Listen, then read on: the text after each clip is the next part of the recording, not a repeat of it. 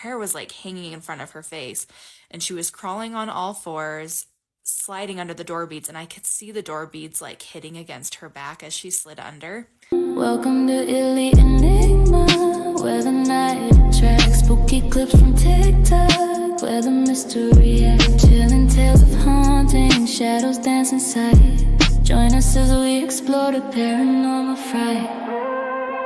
In the stillness of the night, whispers call your name. Subscribe, like, and share. So imagine renting a room from someone. This is technically your first place, and it's haunted. What's up, cousins? So we're back with another story time. Let's not waste no time and let's get into it. So for this story, we're gonna call her Stacy. So Stacy wanted to get her own place. However, she didn't have the funds for her own place. So she ended up finding a couple that had a toddler, and also the wife was pregnant, and they was renting out the bedroom on their 3rd floor.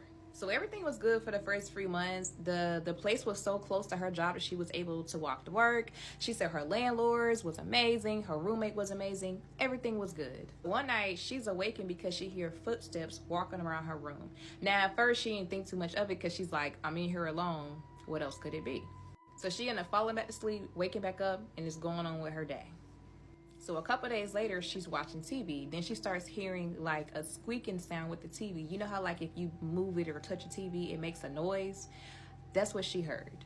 It was an older TV, so she said it was really weird because it never made that sound before unless it was touched or being moved. So fast forward another day, she's like studying for her exam and she gets tired, so she goes to lay down. Now she lay down, she's falling asleep. She feels something brush across her face. She immediately gets up and look around her room like, what is that? But yet again, she's there alone. So now she's thinking like, if it is something going on with the house, she's sure the landlord would have told her. But she don't know why she's experiencing these experiences. So then again, she brushes it off. So she's continuing to ignore it until one night she's about to wake up and she feels something touches her. So she gets scared because it's the middle of the night. Now she's sitting up on the bed. So she says, please go away. She said nothing spoke back, nothing happened. She ended up going to sleep, waking up, and going on about her day. So the very next night as she's sleeping, she hears the floor creaking as if someone is walking on them. So she wakes up and she says she just feels all of these emotions taking over her body, sadness and fear, and she's feeling like these are not her emotions. So now she's really questioning herself, like, what am I doing? Like, what is going on? Why is this happening to me? And she's really getting stressed out. So the next night comes. She feel her bed being pushed and tugged on. So now she's losing more and more sleep because every night she says the activity in the house is getting worse and worse. It even got to the point where when she would hear something and look in that direction, she would see white orbs. So she's like, she gotta say something. So she ends up going into her room and making a video about all the experiences she's been having. So she's just walking around the room, recording herself speaking and not speaking. And she said it's about 3 or 4 minutes long of a video. And she just continuously recording. And no one's in the house with her. It's just her. So as she gets done recording, she goes back to replay the video. As she's replaying the video she just recorded of herself, she hears someone in the background whispering, hey, hey, hey, hey. No one's in the house with her.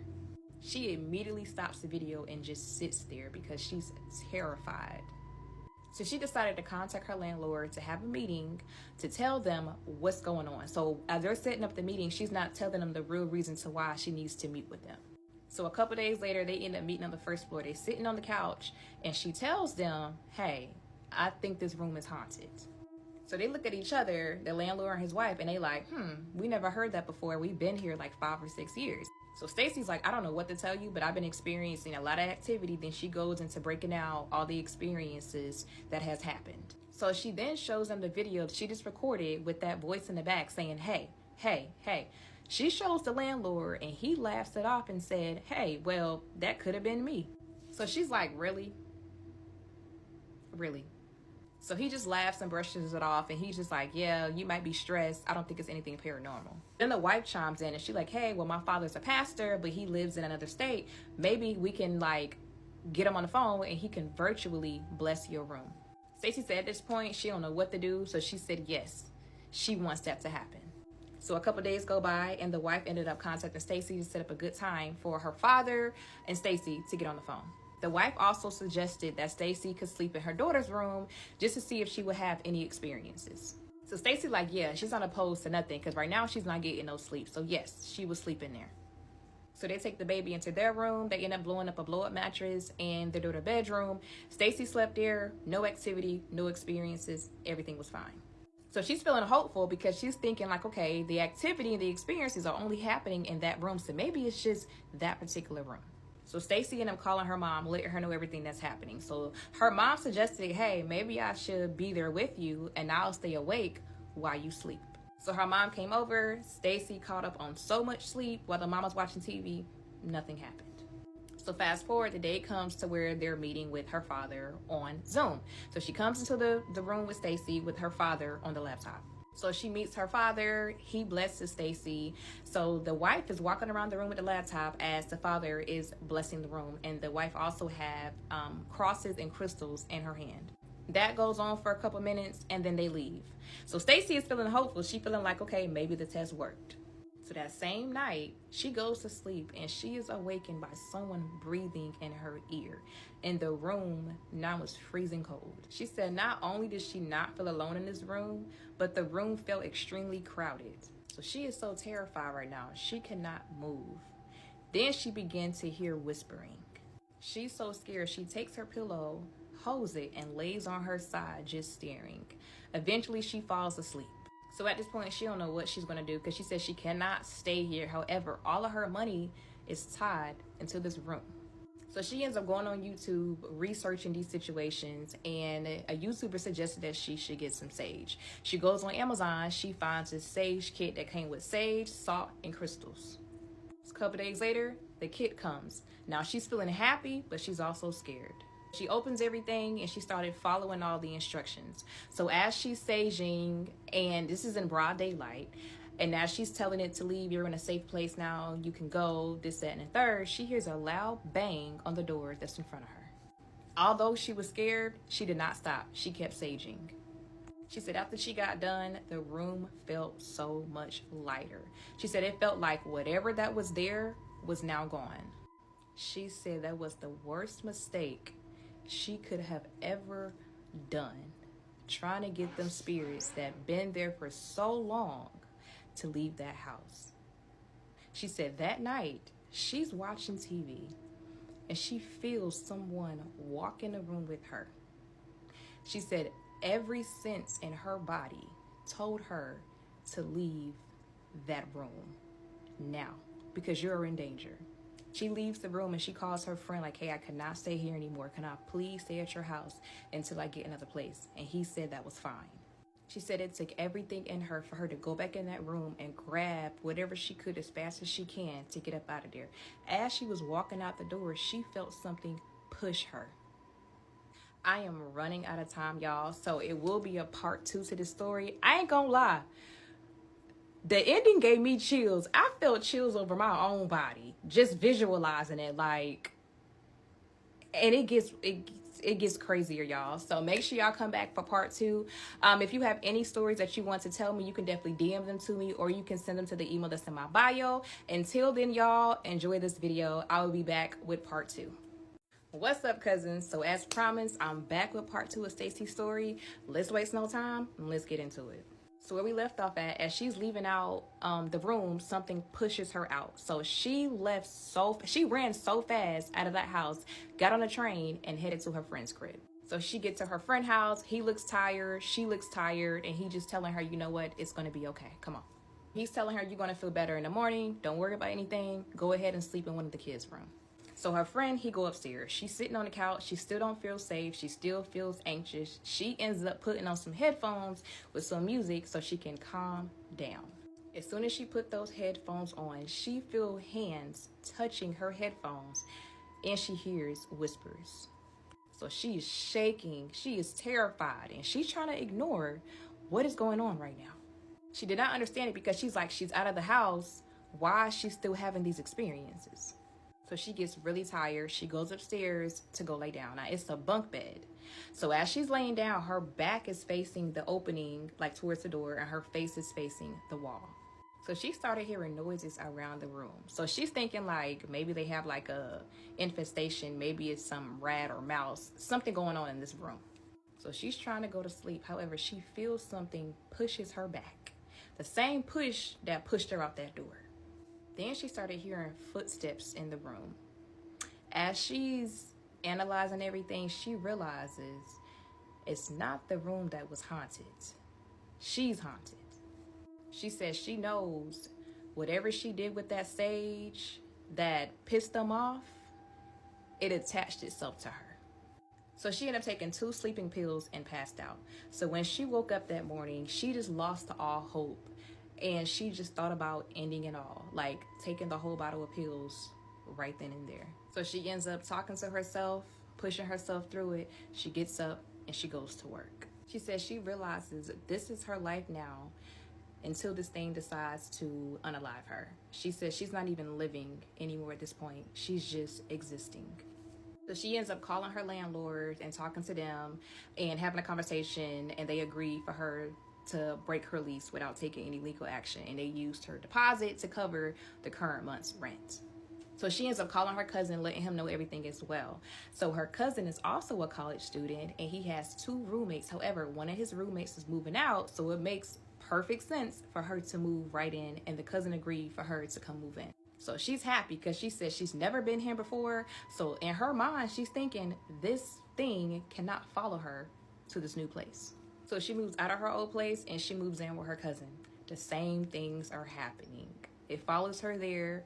It's pushing her every single night. Footsteps every night. Whispers every single night. So she started drinking heavy every single day so she can just pass out, so she wouldn't have to feel this thing bothering her.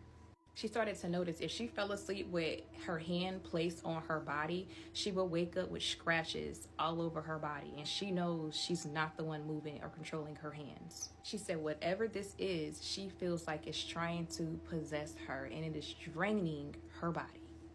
She said to this day, it still haunts her. She didn't move to different states, and it's still there. The scratching, the floor creaking, the moving of the TV, just everything happening every night.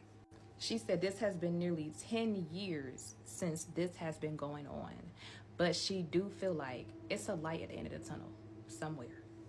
Again, y'all, if you have any stories that you want to get out, okay, send me a DM or email them to the email that's in my bio, okay? Until the next story, enjoy this one.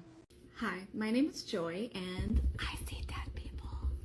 And today we're going to be talking about the scary old man ghost that used to reside in my parents' house. Ever since I was a little girl, there was this old man. He was always dressed in like a suit. Sometimes he wore a top hat and he had a mustache. He was really scary. He was always smiling. For whatever room I was in, he was always just outside. He mostly hung out in my parents' room. When you would go up our stairs, my parents' room was right to the right. He would always like stand outside my parents' room. Whenever I was downstairs, I would look up and he would be right at the top of the stairs, staring down, smiling at me. It was a scary smile. When I would be in the TV room, sitting on the couch, he would be right outside the kitchen and he would just peek behind this wall and just stare at me, smiling.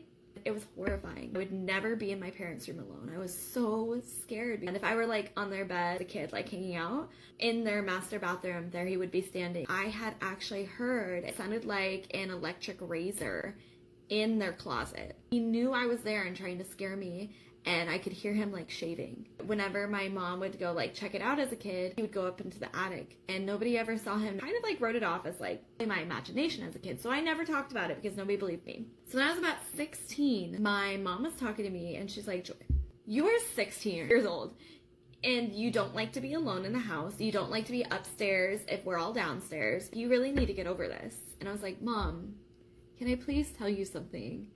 Because I just don't know what to do. I started describing him and she kind of got quiet and she's like, I can only think of like one person that sounds like. So she went and she got this picture and I look at the picture and it was a group of people and sure enough, I saw him and I pointed at him and my mom knew exactly who he was. He had passed and apparently he had decided to stick around my mom and scare me all my life. So that is actually the reason I found my mentor. It was a friend of mine from high school's mom, and it turned out she was a medium. So my mom would pray to try to get him to leave, and he wouldn't, because he was so strong. He'd been feeding off my fear for 16 years.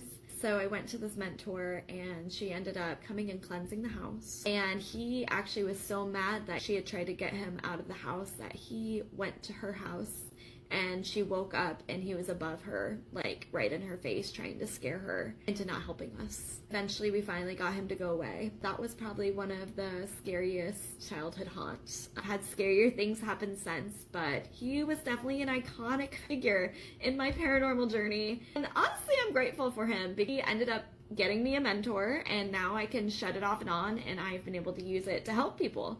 So it all worked out. What are some of your guys' scariest things that happened to you as a kid? Why are they always trying to come after kids, man? So, whatever you do, never accept an antique doll as a gift. The person who submitted the story did, and now it lives in their house. No matter what she does, she cannot get rid of this doll. Doll always comes back. I am back with another spooky story. I'm gonna call the person who submitted the story Alina. So when Alina turned 26, her auntie gifted her an antique porcelain doll. Now Alina is no stranger to dolls, as she has collected some throughout the years. Now she says that this doll was delicate, dressed in faded lace. It had glassy blue eyes that seemed a little alive, but now Alina says that she has other realistic looking dolls, so the eyes on this doll really didn't spook her. She didn't think anything of it. Now Alina, being really excited about this doll, she decided to place it in a shelf in her bedroom. Another one to her collection, right? So she placed the doll among the other dolls that she had collected over the years. This is important. But she says from the moment that this doll arrived, her house felt different. Now, she said the same night she got the doll, she woke up to hearing tiny footsteps on her, hardwood floor. The floor is creaking, and Alina is like, what the heck is that sound? So she turned on the light to check to see what it was, and y'all, the doll was no longer on the shelf. She says when she looks around the room, now mind you, she just woke up, so she's still trying to fix her vision. She says that the doll was sitting on the dresser and its head was tilted towards her. Now Alina convinced herself that she must have had moved the doll and forgot. But things escalated rather quickly. The lights began flickering, even if she just changed the bulbs. She would also find claw marks on the wall, low to the ground, as if something had been crawling near the walls on the floor. And she says at night, she would just hear all these whispers, like the house was active. Now, Alina, she lived by herself. Now, Alina says that worst of all were her dreams. Every night, she dreams of a little girl trapped inside the doll, begging to be freed, and her face would be all twisted up, and this little girl would reach out to Alina in her dream, and every time Alina would try to reach back, the little girl would disappear. Now, at this point, Alina says she knows something is up because the doll kept moving. She would wake up and the doll would be in the bathroom, knowing damn well she would have never put that doll in the bathroom. She says one day she found the doll in her kitchen table, seated next to a knife. And then Alina says that actually wasn't even all of it, because she started having thoughts that weren't her own. Dark thoughts were invading her mind. She would stare at her reflection, whispering things that she didn't mean. She started to resent people around her. She became extremely angry. She says for the first time in her life, she didn't feel at peace with where she lived. It felt like the house was alive. So now Alina goes back to her aunt, letting her know that she's been having issues ever since she got the doll. And y'all, she says that her aunt admitted to her that the doll came from a family tragedy. The previous owner's daughter had passed away mysteriously. Her belongings were sold off. But it's just a doll, her aunt told her. At this point, Alina's like, bitch, I don't know about that. One night, I guess she couldn't take it anymore, so she decided to get rid of the doll by just throwing it away. A regular old-fashioned way, put it in the garbage outside. Well, at 3 a.m., she woke up to sounds like something was being dragged inside of her house. When she opened her eyes, the doll was sitting on her chest, staring directly at her. So Alina tried to burn this doll. She even tried burying this doll. But every single time, the doll always came back. So she says she spoke to somebody who is a haunted doll whisperer. What the fuck?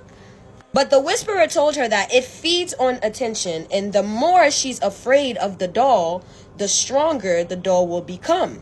And pretty much told her that the only way to survive this doll is to ignore it completely. Now, Alina says she did go home and tried to ignore the doll, but that was really hard. Knowing she could never get rid of it, she decided to lock it up in a box, a secure box. She put salt on the outside of the box and locked up the doll in her attic.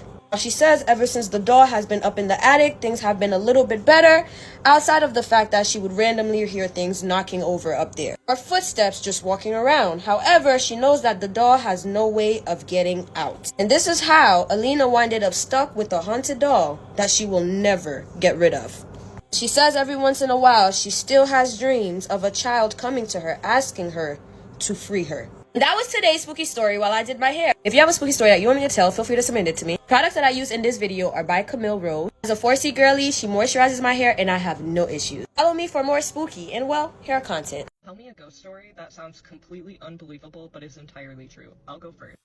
So I had to hop on this trend because I could literally make a whole entire series about all the experiences I have had growing up, especially in the house that I grew up in. But I'll start with one really creepy story that literally gave me chills and still freaks me out to this day.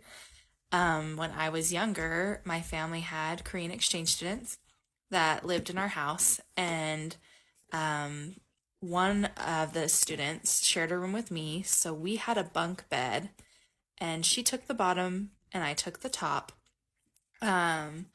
And during this time, my dad had removed all of the doors to all the rooms in our basement because we were getting new carpet. And so I wanted a little bit more privacy. So for Christmas, my grandma gifted me some door beads, but they didn't come to the floor all the way. They were about a foot off of the floor. And my sister Callie would always come in and just steal my clothes, my makeup, whatever she wanted to use. And I was a pretty light sleeper, so she would slide under the door beads to come in the morning before school and to not wake me up. There was one particular night where my exchange student was visiting her uncle in another state for Thanksgiving, so I was alone in my room. It was nighttime, everybody was in bed, and it was dark, and I heard my door beads.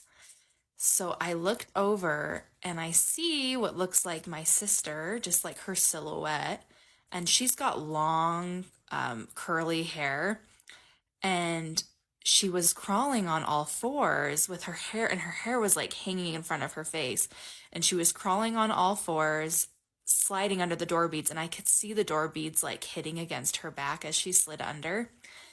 And once she got under, she like hurried to the end of my bed where the closet was at the foot of my bed. So I was thinking to myself, like, oh, I caught her in the act this time. I'm going to totally tell her that I knew she was stealing my clothes. So I snuck to the edge, to the end of the bunk bed. And I just tried to scare her.